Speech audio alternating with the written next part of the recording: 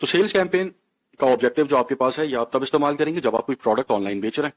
आप अपनी product website पे बेच सकते हैं, ऐप पे बेच सकते हैं, मैसेंजर, इंस्टाग्राम, व्हाट्सएप पे बेच सकते हैं, कॉल्स के जरिए बेच सकते हैं। तो जब आप अपनी प्रोडक्ट को बेचना है तो फिर आप सेल्स के अलावा और कोई भी ऑब्जेक्टिव का इस्तेमाल नहीं करेंगे, क्योंकि जैसे मैं हर ऑब्जेक्टिव के ऊपर एक चीज समझाता हुआ आगे तक आया हूं यहां तक कि हर ऑब्जेक्टिव की ऑडियंस सेगमेंट्स डिफरेंट है। तो सेल्स की जो ऑडियंस है वो प्रीमियम है। अगर आप सेल्स की कैंपेन चलाकर फेसबुक यूजर्स को अपने इनबॉक्स तक ला रहे हैं, मैसेंजर तक, इंस्टाग्राम तक, व्हाट्सएप तक, तो उनकी जो एक मैसेज की कॉस्ट है वो महंगी होगी बनिस्बत इसके कि जब आप लीड्स के ऊपर ऑडियंस को अपने इनबॉक्स तक लेकर आ रहे हैं या ट्रैफिक के ऊपर ऑडियंस को अपने इनबॉक्स तक लेकर आ रहे हैं। क्यों? क्योंकि ऑडियंस प्रीमियम है यहाँ पे। तो ऑडियंस प्रीमियम है तो प्रीमियम ऑडियंस के पैसे भी ज्यादा हैं।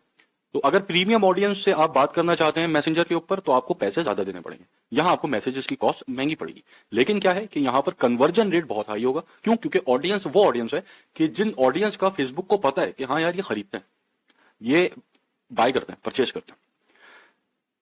तो अब यहां पर वैसे ही आपको दो ऑप्शन मिल गए, एडवांटेज प्लस शॉपिंग कैंपेन और मैनुअल सेल्स कैंपेन। इन दोनों के अंदर डिफरेंस कोई नहीं है। एडवांटेज प्लस शॉपिंग कैंपेन के नाम से आप कंफ्यूज मत होइएगा। ये फेसबुक ने एक टेम्पलेट की फॉर्म खुद ही बना दी, जैसे पिछले और ऑब्जेक्टिव के अंदर हमने देखा था।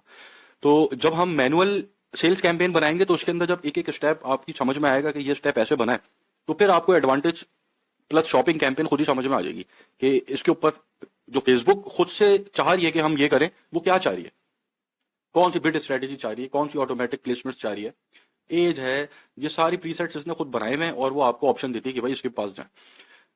तो जो फेसबुक को लगता है कि कैंपेन की बेस्ट प्रैक्टिस होनी चाहिए, उस हिसाब से ये इसने एक टेम्पलेट बना के दे दिया। लेकिन शॉपिंग कैंपेन और मैनुअल सेल्स कैंपेन, इसके अंदर कोई डिफरेंस ऐसा नहीं है कि अगर आप एडवांटेज प्लस शॉपिंग कैंपेन चलाते हैं तो आपको अलग रिजल्ट्स मिलेंगे, मैनुअल सेल्स कैंपेन चलाते हैं तो आपको अलग रिजल्ट्स मिलेंगे, ऐसा नहीं। ठीक है, ये टोटली डिपेंड करता है आपकी प्रोडक्ट के ऊपर और आपकी एड क्वालिटी के ऊपर।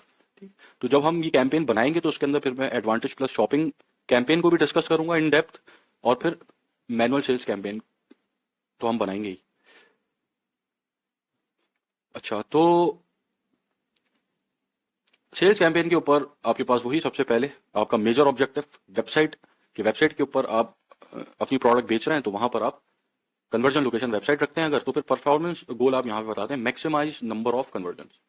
ठीक है, कि आप जो कन्वर्जन की वैल्यू है उसको मैक्सिमाइज करें। ठीक है, अब यहाँ पर आप बिड स्ट्रेटेजीज के साथ भी खेल सकते हैं, तो आपके पास और कुछ ऑप्शंस खुल जाते हैं।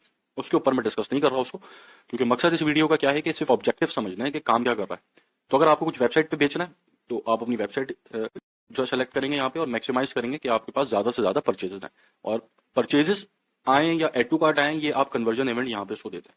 ठीक है, कि मैं चाहता हूँ कि भाई मेरी वेबसाइट पे ज्यादा परचेजेस आए तो यहाँ पे कन्वर्जन इवेंट में परचेज दूंगा। मैं चाहता हूँ मेरी वेबसाइट पे ज्यादा से ज्यादा लोग रजिस्ट्रेशन को कंप्लीट करें तो मैं अपना कन्वर्जन इवेंट कंप्लीट रजिस्ट्रेशन रखूंगा।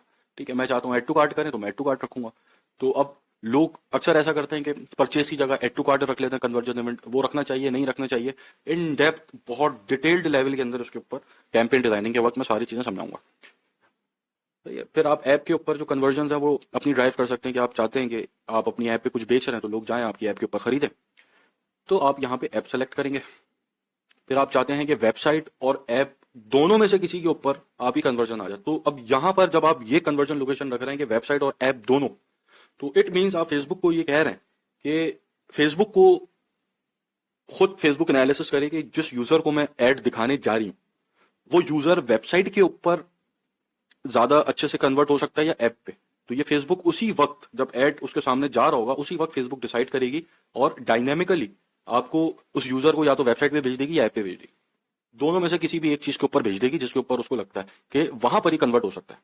ठीक है, क्योंकि फेसबुक अपनी आर्टिफिशियल इंटेलिजेंस के थ्रू बहुत चीजों को लर्न कर रही होती है, तो वो ये अंदाजे लगाने की कोशिश करती है अपने पास्ट हिस्ट्री से, पास्ट डेटा की मदद से कि यार ये बंदा ऐप के ऊपर कन्वर्ट हो सकता है ज्यादा या वेबसाइट पे हो सकता है। तो अगर वो फेसबुक यूजर अगर ऐप पे उसका रेशो, कन्वर्जन रेशो अच्छा होगा तो वो, अगर आप ये ऑप्शन सेलेक्ट करते हैं तो वो आपके ऐड को देख के ऐप पे जाएगा वरना वेबसाइट पे जाएगा।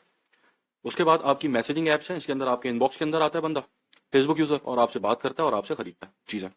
तो यहां जब सेल्स कैंपेन चलाकर आप अपने इनबॉक्स के अंदर लेकर आ रहे हैं किसी को, तो इनबॉक्स के अंदर वो आकर यहाँ जो ऑडियंस आपके इनबॉक्स तक आएगी वो बहुत प्रीमियम ऑडियंस होगी। ठीक है, तो यहाँ पे कन्वर्जन रेशो भी अच्छा होगा।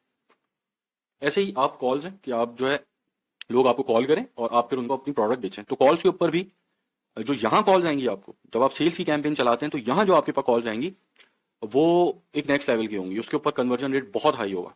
तो ये तो हमने देखे ये सारे ऑब्जेक्टिव, इसके अंदर हमने ये देखा कि बहुत सारे ऑब्जेक्टिव जो है डबलिंग हुए हैं। कॉल आपको लीड में भी मिल रहा है, कॉल आपको एंगेजमेंट में भी मिल रहा है, कॉल आपको ट्रैफिक में भी मिल रहा है, सॉरी कॉल आपको सेल्स में भी मिल रहा है, ठीक है, मैसेजिंग आपको ट्रैफिक में भी मिल रही है, मैसेजिंग आपको एंगेजमेंट में भी मिल रही है, सेल्स में भी मिल रही है। तो हमने ये देख लिया कि हमें कौन सा ऑब्जेक्टिव के ऊपर कौन सी कन्वर्जन लोकेशन बेस्ट है, और हमने तमाम ऑब्जेक्टिव को एक एक करके समझ लिया कि हर ऑब्जेक्टिव से हमें काम किस तरीके से लेना है। ठीक है, तो ये जो सेशन हमारा हुआ है, जो सारी वीडियोज आपने देखी हैं ऑब्जेक्टिव की, इसके अंदर हमने ये तमाम चीजें सीख ली। अब हम चलते हैं इस कोर्स में थोड़ा सा और आगे बढ़ते हैं। अच्छा, यहाँ पर इस चीज से कंफ्यूज मत होइएगा कि हमजा भाई अवेयरनेस के अंदर ये नहीं पता चला वो नहीं पता चला। इसके अंदर घुसेंगे, अभी हम घुसे के बिल्कुल डिटेल में एक एक चीज बताऊंगा आप लोगों को, एक एक चीज कुछ नहीं छोड़ेंगे, और सब करेंगे, पूरी पूरी कैंपेन बनाएंगे, प्रैक्टिकल कैंपेन्स बनाएंगे, उसकी टेंशन नहीं लें। अब अभी बस ये आप सीख लें कि आपको अब ये पता चल गया कि ऑब्जेक्टिव काम कैसे करते हैं। अच्छा खैर, अब हम जाएंगे और कुछ टॉपिक्स हैं, हम उसको कवर करना शुरू करेंगे और उसकी डिटेल के अंदर जाके हम देखेंगे कि हमारे पास क्या है। Thank you.